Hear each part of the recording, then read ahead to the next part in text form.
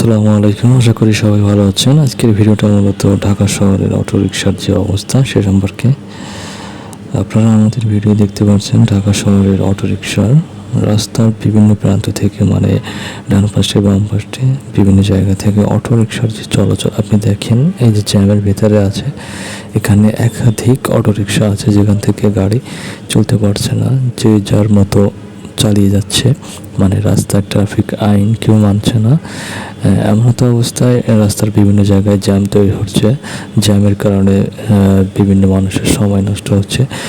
তাছাড়া এই যে বেপরোয়া যে অটোরিকশা আপনি দেখেন, কোনো গাড়ির ঠিক মতো সাইড দিচ্ছে না, এরা বিভিন্নভাবে রাস্তার এপাশ থেকে ওপাশে যাচ্ছে, এমন সময় দুর্ঘটনা হতে পারে। তাই এই দেখেন একজনের গাড়ি চালানোর স্টাইল দেখেন, মানে রাস্তা পার হবে কিন্তু সিগন্যাল লাইন মানছে না। এরকম অনেক ঘটনা আমাদের এই অটোরিকশার জন্য পোহাতে হচ্ছে। আমরা সবার একটা দাবি, এই অটোরিকশা যাতে অতি বিলম্বে বন্ধ করা যায়, তার জন্য আমরা বিভিন্ন জায়গা থেকে বিভিন্নভাবে আন্দোলন গড়ে তুলব সবাই।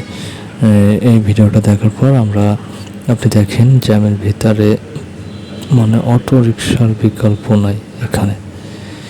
এটা আসলে কল্পনা হতে পারে।